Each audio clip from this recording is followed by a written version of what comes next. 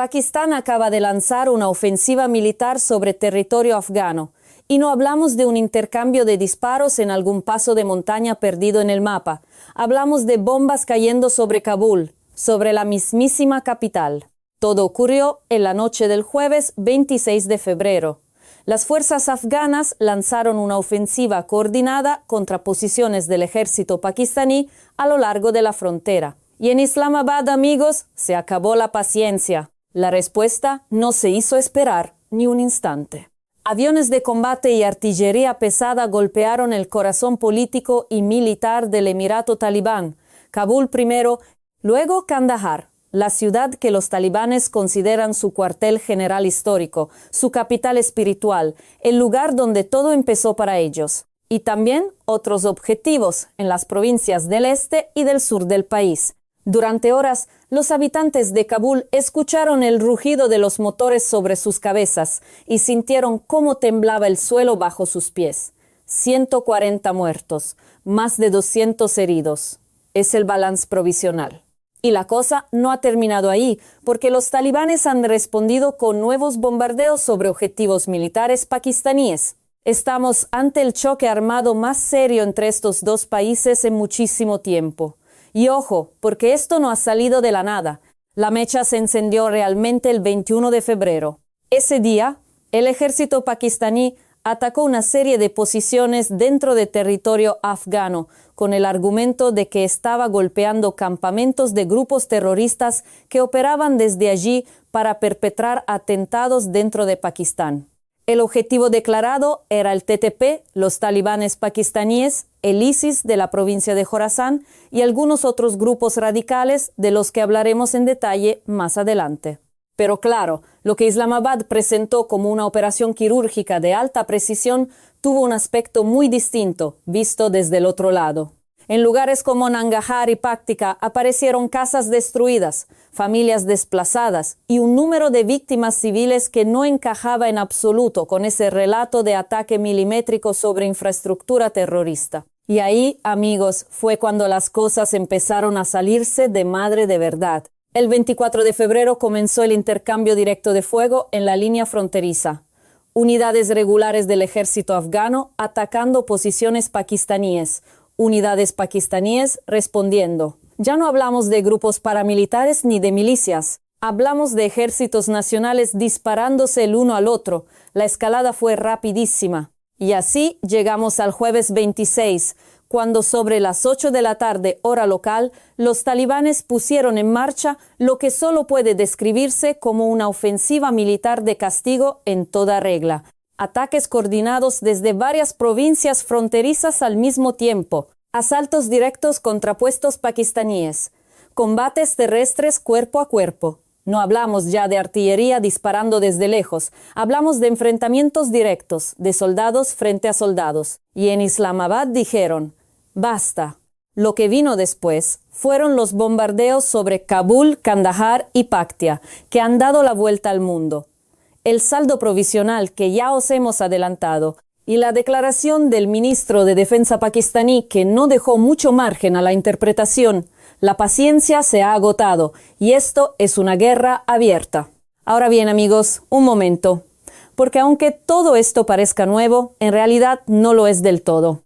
Ya en octubre del año pasado vimos choques fronterizos de una intensidad considerable entre ambos países, enfrentamientos que dejaron tras de sí un número importante de bajas entre soldados, combatientes y presuntos terroristas. En aquel momento la situación parecía tan al límite que muchos analistas daban por inevitable el estallido de un conflicto mayor. Finalmente se negoció un alto el fuego mediado por Qatar. Un alto el fuego que, como ahora sabemos, no fue más que un espejismo, una pausa, un respiro que ninguno de los dos lados usó para resolver nada de fondo. Y eso nos lleva directamente a la pregunta que lo define todo. ¿Por qué estos dos países están abocados una y otra vez a este mismo callejón? ¿Cuál es el mecanismo que convierte cada tensión en una espiral, cada incidente fronterizo en una crisis, cada crisis en un bombardeo?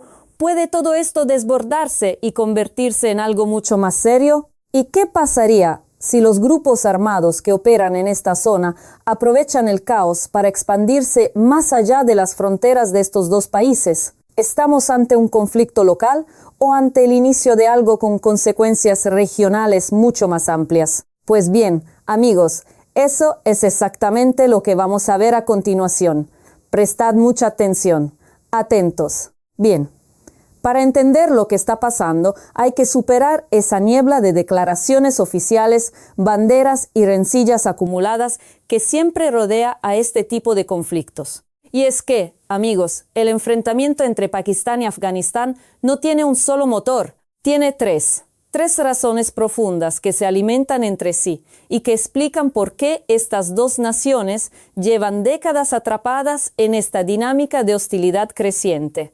Vamos con la primera. Y aquí, amigos, conviene hacer un pequeño paréntesis histórico para entender de dónde viene todo esto. Corría el año 1893, cuando un funcionario colonial británico llamado Mortimer Durand se sentó a negociar con el emir afgano y trazó sobre un mapa una línea que dividiría la región durante los siguientes siglos. El resultado fue una frontera de casi 2.800 kilómetros de largo, montañosa, fragmentada, llena de pasos imposibles de vigilar y cortada a través de un territorio que nunca había entendido de fronteras estatales, porque nunca las había necesitado. El problema central de todo lo que está pasando hoy tiene nombre propio: los pastunes. Y es que los pastunes no son una minoría pequeña ni un grupo tribal aislado en alguna cordillera remota. No, son el grupo étnico más numeroso de Afganistán.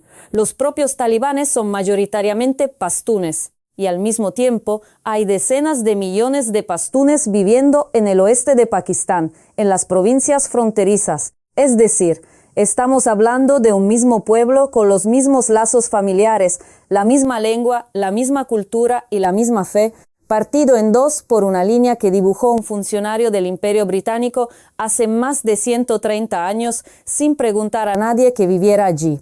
La línea Durand convirtió de la noche a la mañana a vecinos en extranjeros, a parientes en ciudadanos de países distintos. Y el resultado es que hay familias enteras que todavía hoy cruzan esa frontera casi a diario, como si no existiera, porque para ellos no existe de verdad. Pues bien, Afganistán nunca digirió completamente este reparto. Fijaos en esto. Cuando Pakistán se independizó de la India en 1947 y solicitó su ingreso en las Naciones Unidas, los afganos fueron el único país del mundo que votó en contra. El único. ¿Por qué? Porque hacerlo equivalía a reconocer implícitamente una separación fronteriza que nunca habían aceptado. Y de ahí nace una idea que complica aún más todo el tablero: el Pastunistán. La noción de que los pastunes deberían tener su propio estado o al menos no estar divididos entre dos países, lo cual en la práctica significaría que Pakistán tendría que desprenderse de una parte sustancial de su propio territorio. No estamos hablando de ajustar unos kilómetros de frontera, de decidir si una colina o un pequeño pueblo debería estar a un lado o al otro. No, amigos. Estamos hablando de poner en cuestión la configuración territorial completa de Pakistán, de abrir un debate que en Islamabad consideran directamente existencial y que no están dispuestos a tener bajo ninguna circunstancia. Y ahí está el núcleo de todo. Para los afganos, la reivindicación sobre la línea Durand es una causa nacional de primer orden. Para los pakistaníes es una amenaza a su integridad como Estado que hay que neutralizar a toda costa. Dos posiciones incompatibles, sin terreno intermedio visible. ¿Y qué nos dicen estos precedentes? Pues algo crucial, que el conflicto que estamos viendo ahora no es una crisis coyuntural provocada por un incidente fronterizo concreto. Es la expresión más reciente de una herida que lleva más de 130 años sin cerrarse. Y eso cambia bastante cómo hay que leerlo. Pero es que además, para colmo, el terreno mismo donde todo esto ocurre tiene unas características que lo hacen especialmente explosivo. Hablamos de montañas escarpadas con valles profundos, de senderos que solo conocen los clanes locales, de rutas de contrabando que llevan funcionando generaciones, de espacios donde la autoridad del Estado ha sido siempre nominal en el mejor de los casos. En muchas zonas de esta frontera, lo que cuenta no es el pasaporte ni el documento oficial. Lo que cuenta es el clan al que perteneces. Vamos, que el territorio en sí mismo es el aliado perfecto de cualquier grupo armado que quiera moverse, esconderse, reclutar, planear un ataque y volver a desaparecer sin que nadie lo detecte a tiempo. Y eso, amigos, es precisamente lo que lleva pasando aquí desde hace décadas. Pues bien, en este contexto, ¿qué intenta hacer Pakistán? Pues lo que suelen hacer los estados cuando se enfrentan a una frontera que no pueden controlar del todo: instalar más vallas, más puestos de control, más efectivos militares desplegados, intentar convertir una línea porosa en algo más parecido a una frontera real. Pero claro, cada vez que hace eso, agrava el problema con los clanes y las familias que viven a uno y otro lado, que de repente ven cómo su movilidad cotidiana queda restringida por decisiones que se toman en una capital lejana. Y hay otra variable que no podemos ignorar. Afganistán no tiene salida al mar, ninguna. Es un país completamente rodeado de tierra, y sus opciones para acceder a los mercados internacionales son limitadas. Con Irán mantiene disputas religiosas y políticas de fondo, lo que básicamente deja a Pakistán como la principal ruta de entrada y salida de bienes esenciales para el país. Alimentos, medicinas, combustible, todo entra en gran medida por territorio pakistaní. Para que os hagáis una idea del nivel de dependencia que esto genera, fijaos en lo que pasó hace unos meses en el paso de Torkham, que es el cruce fronterizo más importante entre los dos países. Cuando Pakistán lo cerró, más de 6.000 camiones cargados con mercancías básicas quedaron completamente bloqueados. El suministro de bienes esenciales a Afganistán sufrió un golpe durísimo en cuestión de horas. Ahora bien, y esto es importante, uno podría pensar que esa dependencia haría a los afganos más prudentes, más dispuestos a ceder, más dóciles como vecinos. Pero no, los afganos tienen una relación con la idea de ceder que difiere bastante de lo que la lógica económica sugeriría. En su cultura política, ceder por presión o por dependencia se percibe como una señal de debilidad que puede tener consecuencias a largo plazo mucho peores que el coste inmediato de resistir. Y además, fijaos en el mapa. El Pastunistán hipotético llegaría hasta el mar, lo que significa que si ese proyecto llegara a materializarse algún día, Afganistán tendría acceso costero propio. Y eso convierte la reivindicación fronteriza en algo más que una cuestión de identidad étnica. Es también una cuestión de soberanía económica futura. Sea como sea, esa es la primera razón, la frontera que unos no reconocen y otros quieren blindar. Vamos con la segunda. Pakistán lleva años repitiendo la misma acusación con una consistencia que resulta difícil de ignorar. Los grupos terroristas que nos atacan no nacen solo dentro de nuestro territorio. Se organizan, se financian, planean sus operaciones y se refugian en Afganistán. Y Kabul no solo no hace nada para detenerlos, sino que en la práctica les da cobertura. El actor central de esta historia tiene siglas que vale la pena conocer bien: TTP, Tehrik-i-Taliban Pakistan, los talibanes pakistaníes, un grupo que lucha contra el gobierno de Islamabad con el objetivo de imponer una interpretación todavía más estricta de la Sharia y que además reclama el control político sobre las zonas de mayoría pastún dentro de Pakistán. Y ojo a este matiz, porque es importante. El TTP no es lo mismo que los talibanes afganos que gobiernan Kabul. Son organizaciones formalmente distintas, pero comparten ideología, comparten vínculos históricos y comparten una visión del mundo que los hace, en la práctica, socios naturales, aunque con agendas propias. El problema que plantea Islamabad es tan concreto como inquietante. Si estos grupos pueden cruzar libremente la frontera montañosa, establecerse en territorio afgano, planear sus operaciones desde allí y volver a cruzar sin que las autoridades talibanes de Kabul muevan un solo dedo para impedirlo, entonces la amenaza no tiene fin posible. Y en este punto, amigos, la lógica de Pakistán es difícil de rebatir. Los números lo dicen todo. Según el Pakistan Institute for Conflict and Security Studies, el año 2025 fue uno de los más sangrientos en más de una década en términos de violencia terrorista dentro de Pakistán. 3.500 muertos en atentados suicidas, ataques paramilitares y combates con grupos armados, una cifra que supone un incremento del 77% respecto al año anterior. 77% en un solo año, poca broma. E incluso se está viendo cómo estos grupos incorporan drones a sus ataques contra las fuerzas pakistaníes. Una tecnología que hace apenas unos años era exclusiva de los ejércitos más avanzados del planeta y que ahora está en manos de milicias que operan desde valles fronterizos. Para que veáis cómo funciona esto en la práctica, fijaos en lo que ocurrió en este mismo mes de febrero de 2026, justo antes de la escalada militar que os estamos contando. Se produjo un atentado suicida en Banú, una zona especialmente conflictiva. El objetivo era un convoy de seguridad pakistaní. El resultado, varios militares muertos, entre ellos un teniente coronel, y el ataque se preparó en Afganistán. Los organizadores, una vez ejecutada la operación, volvieron a refugiarse exactamente allí, al otro lado de la frontera. ¿Entendéis ahora la dimensión del problema para Islamabad? Por motivos religiosos, por vínculos tribales y por las implicaciones políticas de la disputa sobre la línea Durand, las autoridades talibanes de Kabul permiten que estos grupos operen desde su territorio con una impunidad que desde el otro lado de la frontera resulta insostenible. Y no podemos hablar de terrorismo en esta región sin mencionar también al ISIS-K, el Estado Islámico de la provincia de Jorasán. Este grupo es en muchos sentidos el más extremo de todos los que operan en la zona. Y el más peligroso, precisamente porque es enemigo de todos sin excepción. Del Estado pakistaní, sí, pero también del Estado talibán afgano, que lo considera una amenaza directa a su propio poder, y de cualquier actor regional que no comparta su proyecto absolutamente radical. Ahora bien, lo que dice Pakistán es lo siguiente.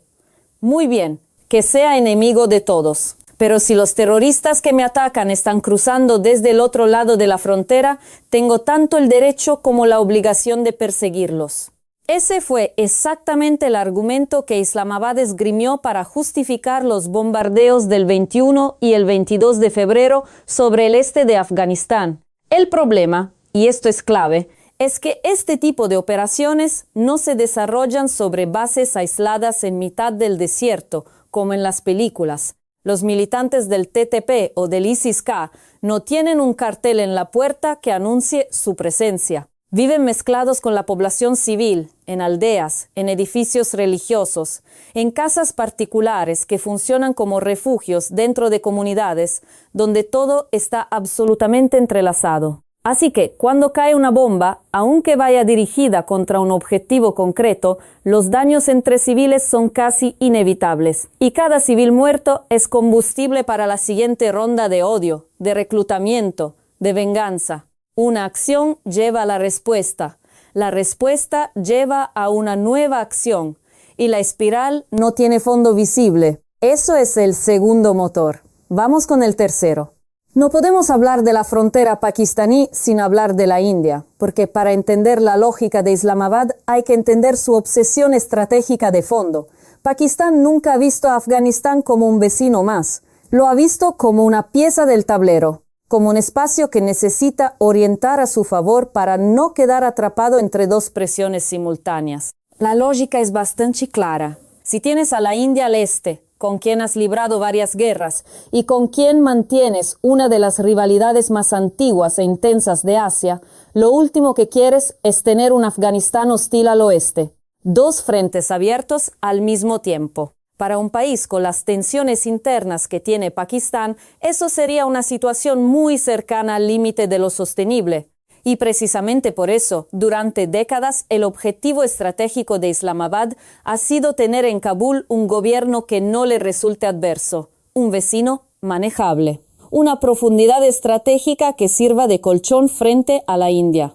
Y para lograrlo, amigos, Pakistán ha jugado algunas cartas bastante arriesgadas a lo largo de los años. El ejemplo más evidente lo tenemos en los 20 años de guerra que siguieron al 2001. Pakistán era oficialmente aliado de Washington en la lucha contra el terrorismo. Recibía ayuda militar y financiera de Estados Unidos. Cooperaba públicamente con la OTAN. Pero al mismo tiempo, y esto es lo que los analistas llevan años documentando, muchos cuadros talibanes afganos encontraron refugio, redes de apoyo logístico y libertad de movimiento en territorio pakistaní durante todo ese periodo. Islamabad nunca reconoció un apoyo sistemático directo. Pero el movimiento talibán sobrevivió, se reorganizó y finalmente regresó al poder en 2021, en parte gracias a esa profundidad estratégica que le proporcionó el lado pakistaní de la frontera. El cálculo de Islamabad era que tendría cierta influencia sobre los talibanes cuando estos regresaran al poder, que podrían ser, en cierto modo, un socio manejable. Pero los talibanes, una vez de vuelta en Kabul, se negaron a asumir ese papel. Se negaron a ser tutelados y la respuesta pakistaní no tardó en llegar. En 2023, Islamabad puso en marcha una campaña de expulsión y repatriación forzosa de casi 4 millones de afganos que llevaban años viviendo en Pakistán. Una presión enorme, un movimiento que generó una crisis humanitaria significativa y que Kabul recibió como lo que era, un mensaje de hostilidad directa. Así que ahí lo tenéis. 3 motores que se alimentan entre sí sin parar. La frontera que unos no reconocen y otros quieren blindar a toda costa. El refugio que los afganos dan a los grupos que atacan a Pakistán. Y la disputa de fondo sobre quién tutela a quién en esta relación que nunca ha sido entre iguales. Todo eso junto ha ido deteriorando las relaciones entre estos dos países hasta llegar a lo que estamos viendo ahora. Pakistán declara guerra abierta a Afganistán. La paciencia se ha agotado, dice el ministro de Defensa. Pero ¿hasta dónde puede llegar realmente esto? Porque esa es la pregunta que importa. Atentos. Bien, estamos ante el inicio de una guerra convencional entre dos estados. ¿Puede esto escalar hasta un conflicto de gran escala con frentes abiertos, batallas campales y ocupación de territorio? Pues, a ver. Por descartarlo del todo no se puede, pero tampoco parece lo más probable, al menos en el sentido de lo que todos entenderíamos como una guerra clásica entre estados. Y hay razones concretas para pensar así. La primera tiene que ver con la asimetría militar. Es enorme. Pakistán es una potencia regional, con 680.000 soldados en activo y 320.000 efectivos adicionales que puede movilizar en tiempo relativamente corto. Tiene una fuerza aérea equipada con cazas F-16, artillería pesada, capacidad de lanzamiento de misiles, infraestructura logística y una cadena de mando consolidada con décadas de experiencia. Y además, amigos, y esto no es un detalle menor, hablamos de una potencia nuclear, un país que tiene armas atómicas y que se toma sus fuerzas armadas con una seriedad que pocos estados en el mundo igualan. Afganistán, bajo los talibanes, en cambio, no tiene fuerza aérea funcional, no tiene blindados en condiciones, no tiene defensa antiaérea, no tiene misiles, no tiene la capacidad logística para sostener una guerra convencional durante semanas, mucho menos durante meses, y su número de efectivos militares movilizables es también considerablemente menor. ¿Cómo responderían entonces a una presión pakistaní sostenida? Pues exactamente como respondieron a las tropas de la OTAN y al ejército del antiguo gobierno afgano durante 2 décadas, con guerra de guerrillas, con emboscadas, con ataques irregulares, con la capacidad de hacer la vida imposible a un adversario militarmente superior dentro de un territorio que conocen mejor que nadie, guerra asimétrica pura. Y en ese tipo de conflicto, como la historia ha demostrado una y otra vez, ganar no es tan sencillo aunque tengas todos los tanques y todos los aviones. Así que ni Kabul puede escalar a una guerra convencional, ni, la verdad, parece que a Islamabad le convenga realmente meterse en ese pantano. Lo más probable, aunque no lo más deseable, es que todo quede en lo que ya estamos viendo: operaciones de castigo, bombardeos sobre presuntos campamentos terroristas, que en la práctica son aldeas y valles habitados, y un rosario de rifirrafes fronterizos sin resolución visible. Y hay un factor adicional que refuerza esta lectura: la situación interna pakistaní. Amigos, la economía de ese país no atraviesa su mejor momento, ni de lejos. Cerca de 74 millones de personas viven en condiciones de pobreza extrema. La desigualdad ha alcanzado niveles que no se veían en décadas. Y en ese contexto, lanzarse a una guerra de gran escala sería un movimiento con consecuencias internas que el gobierno pakistaní tiene muy pocas garantías de poder absorber. Al mismo tiempo, Afganistán sigue dependiendo del comercio con Pakistán para importar los bienes básicos que su población necesita. Una ruptura total y sostenida de esa relación económica sería devastadora para Kabul, lo que en teoría debería actuar como freno a una escalada sin control. En teoría, porque la historia de esta frontera nos enseña que la lógica y el cálculo racional no siempre son los que terminan imponiendo el ritmo de los acontecimientos. ¿Puede la espiral seguir subiendo pese a todos estos factores que apuntan en sentido contrario? ¿Encontraremos dentro de unos meses un escenario que hoy nos resulta difícil de imaginar? ¿O, por el contrario, esto quedará en otro episodio más de tensión crónica sin resolución, como tantos anteriores? ¿Y qué papel jugarán actores externos como China, que tiene intereses económicos enormes en Pakistán, o como Qatar, que ya medió una vez en este conflicto? Esas preguntas, amigos, no tienen respuesta definitiva todavía, y eso en sí mismo ya nos dice bastante sobre la situación. Pues bien, así es como están las cosas entre Pakistán y Afganistán. Esto es lo que hay detrás de las imágenes que hemos visto en las últimas horas. Una herida histórica de más de 130 años, una espiral de violencia con 3 motores que nadie ha conseguido desactivar y 2 países que han llegado al borde de algo que ninguno de los dos puede permitirse del todo, pero que tampoco saben muy bien cómo evitar. Si este análisis os ha resultado útil, no olvidéis darle al botón de me gusta y suscribiros al canal si todavía no lo habéis hecho. Y dejadnos en los comentarios vuestra opinión. ¿Creéis que esto puede escalar más allá de lo que estamos viendo ahora? ¿O pensáis que al final la lógica de la contención terminará imponiéndose? ¿Tú qué crees que va a pasar aquí? Queremos leer vuestras opiniones. Un abrazo y hasta la próxima.